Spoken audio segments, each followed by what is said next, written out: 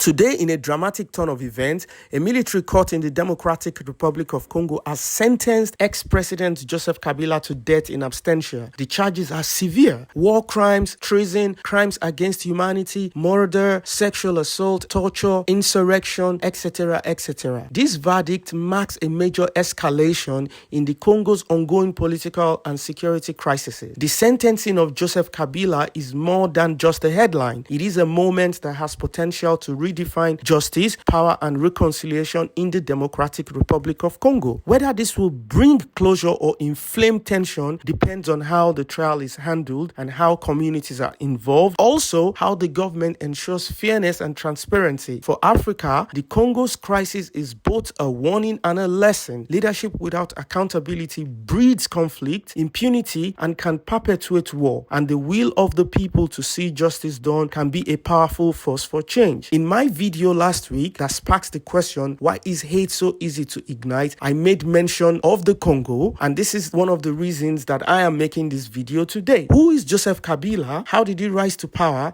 And what might this ruling mean not only for the Congo, but for other conflict-riven nations in Africa? When we look at his ascension to power, we have to trace it back to his father, Laurent Kabila, who was born in 1939 in Katanga province in what was then the Belgian Congo. Now, he is an active opposition to Mobutu Sese Seko's regime and associated more with Patrice Lumumba's political lineage. He went into guerrilla rebellion and founded the People's Revolutionary Party that operated in the eastern regions of the Congo, such as Kivu, that eventually mounted the rebellion and overthrew Mobutu Sese Seko's government in 1997. In May of the same year, Laurent Kabila became president and restored the country's name to the Democratic Republic of Congo. Unfortunately, he was shot by his bodyguard in January of 2001 in his office in the presidential palace in Kinshasa and died shortly afterward. Immediately following his death, his son rose to power. Joseph Kabila had to negotiate peace with rebel groups. Some were backed by Rwanda and Uganda. He worked to pull foreign troops out, implement ceasefire, and offer transition back to democracy.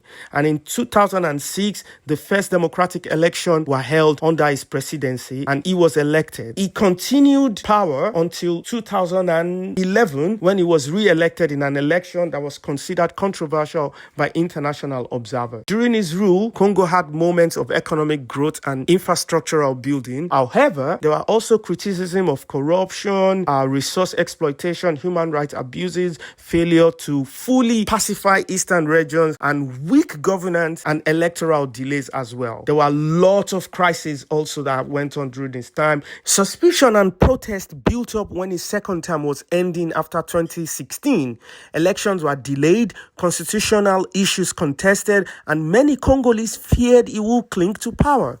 Eventually, in an election in late 2018, but political tension remained, he stepped aside. Or rather, I would say he didn't run again, and Felix Tshisekedi was inaugurated as president in 2019. After leaving power, Kabila remained very influential politically. His political party, People's Party for Reconstruction and Democracy, also known as the PPRD in short, and alliances were significant in what he has made even before he stepped aside. In recent years, especially in 2023 and 2025, the conflict in eastern DRC intensified. The rebel groups, the M23, backed by Rwanda and according to the DRC government, captured important cities such as Goma, Bukavu, etc., etc. And Kabila was accused by the current government of being involved with or supporting those rebels and of plotting insurrection and treason. Although he has immunity because he was the former president, his immunity was stripped away by the Senate in 2025. Now, to properly understand what is political immunity, this refers to a legal exemption or protection granted to certain public officials such as diplomats and members of parliament from persecution or certain legal processes to ensure their ability to perform their duties without arbitrary political pressure or persecution.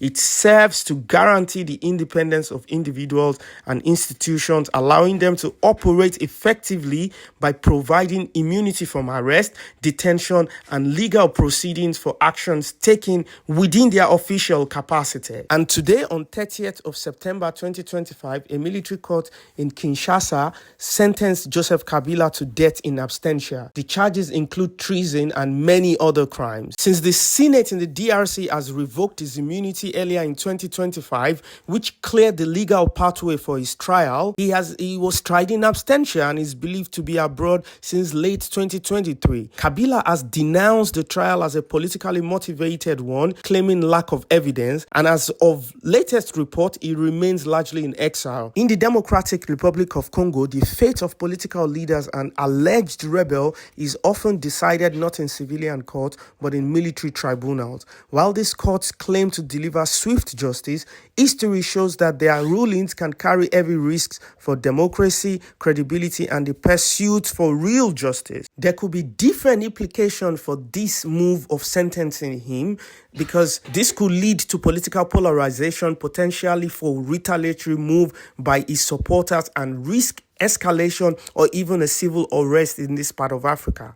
It might also weaken or embolden opposition and rebel groups depending on their reaction. If they see a legal route blocked, they might resort into more fully armed struggle and could affect negotiation and peace processes that are ongoing at the moment. The perception of fairness in this will really matters, and the relation of Rwanda might suffer further because the bilateral accusations of interference are already a part of the discussion that we have on ground. Although victims of the conflict could see this as a move towards justice, but also if trials are politicized, this could further damage national reconciliation all across the country. And for other African regions that are also in conflict at the moment, they could learn a lot from this. Former leaders must be held accountable even for deeds during and after office. Immunity, if misused, should not be a shield for serious crimes. And delays in elections, extending terms, lack of clarity in constitutional limits,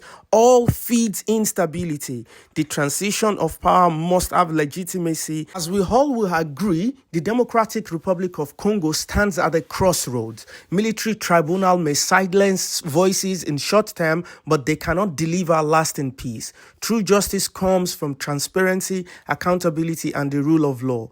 This time, Congo has the chance to break the cycle and build a justice system worthy of its people's trust. For you that have watched this video to this point, do you believe that this trial and sentence are motivated more by justice or politics? And what does this mean for the political stability of the DRC? Can it be calm, and can it bring calm to the conflict, or might escalate tensions? How can East and Central African countries apply lessons from the DRC, especially around rebel group integration, political transition, and peace building? What role should international bodies play in oversight, and how important is external mediation pressure? Where is the African Union in all of this? Thank you, and see you in the next video.